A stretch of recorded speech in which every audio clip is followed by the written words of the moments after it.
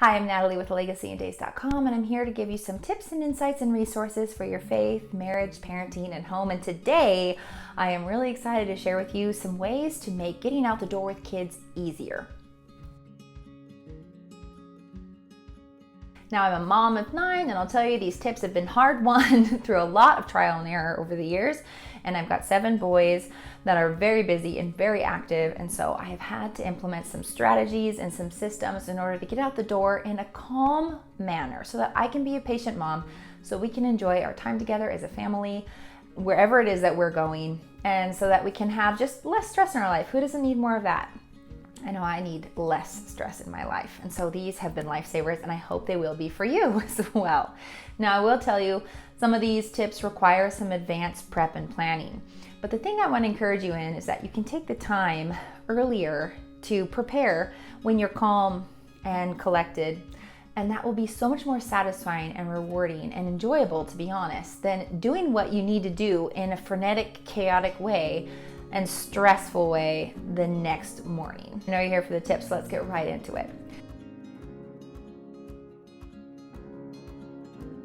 My first tip is create a shoe storage system.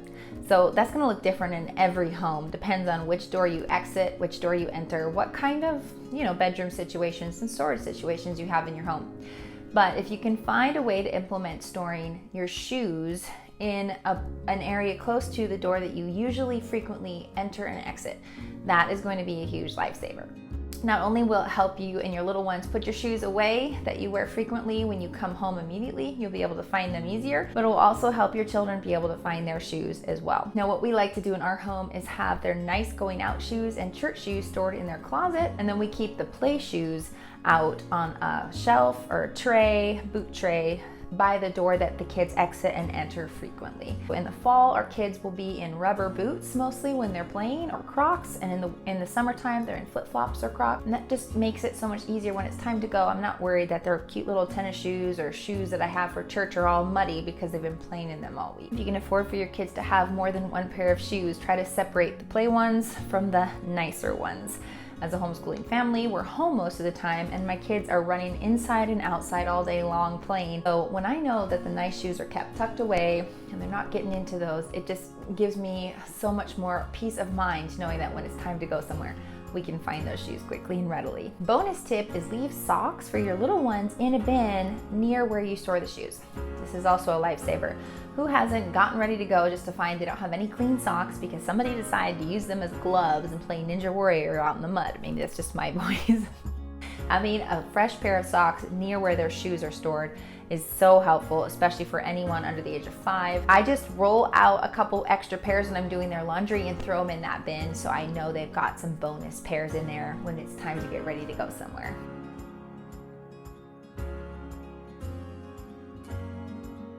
My next tip is to prepare the night before for anything that you'll need if you're leaving in the morning. This is a total game changer. Like I said earlier, if you prepare when you're calm and not hurried at night, it's so much more rewarding than to run around trying to find and round up things that you need or can't find and are stressed out in the morning. Then you're not gonna arrive where you need to arrive in a calm manner, which I think most of us want, right? So if you can prepare a little bit in advance, what I like to do is go through my diaper bags, make sure I have diapers and wipes, maybe an extra change of clothes.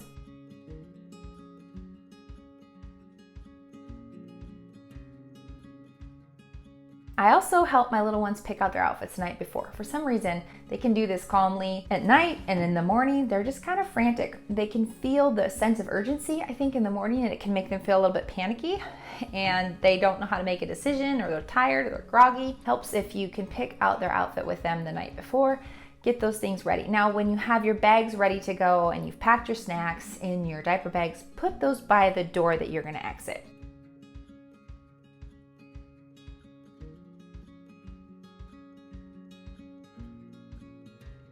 My next tip is to practice problem points and pain points when you have more time. So for example, if you're leaving later in the afternoon or evening somewhere, you have a little bit of extra time, practice tying their shoes in a calm manner or buckling in cheerfully when you're in a more calm state of mind, instead of forcing those things when you're harried running out the door first thing in the morning.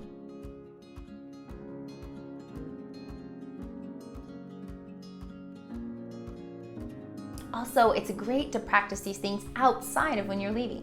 You can just practice tying shoes on any old random weekend or day. You can practice buckling in the car seat and making it a game. Bonus tip is if you can have a reward. If everybody loads up in the car in 5 minutes cheerfully, everyone gets a piece of gum or whatever. So I want to encourage you to take the time ahead of time to work on those pain points that a little one has a hard time with, so that leaving isn't when you're dealing with that particular situation every single time, and the only time you're dealing with it is when you are frantic and frenetic. Try to take some time to really address those issues when you're already in a calm, more patient state of mind, and your child will likely respond calmer. And what that will do is that it'll get better and better. The more you practice it ahead of time, leaving will become that much easier. My last and final tip is to plan your load time and not just your leave by time. So this requires a little bit of math. If you need to leave by 9, plan your load time 10 to 9. To arrive somewhere on time and to arrive calmly, this is a total game changer, guys. And then, little bonus tip, if you can give your kids an extra 10-minute warning buffer, loading in 10 minutes, guys, this prevents so many issues, especially with little kids who hate to be interrupted in what they're doing. You can give them a little warning, because little kids don't have the time awareness that we adults do. They have no idea how much time is passing. But they do kind of understand 5 minutes or 10 minutes usually. In 10 minutes, we're gonna get our shoes on and get ready to go. Give yourself that ready to go margin. Don't tell your kids it's time to go when you're supposed to be pulling out of the drive. It's gonna be a disaster. I'm sure you've experienced that, as have I. But if you can give yourself that margin of time, it's totally worth it. Now, what I usually do is I give my kids a warning time, and that's when I use that extra time to throw that load of washing they needed to throw in, wipe down that counter, load that extra dish. I don't wait until we're supposed to be leaving to do those last minute things. Give my kids the warning. I tie up my loose ends, make sure I'm ready to go, and then I have that 10-minute buffer time, the load time, to help get everybody out the door, and then we can pull out of the driveway in a calm manner. I hope these tips have encouraged you today, guys, and if they have, go ahead and leave me a comment and let me know the ones that did, and I will see you in the next video. Bye-bye.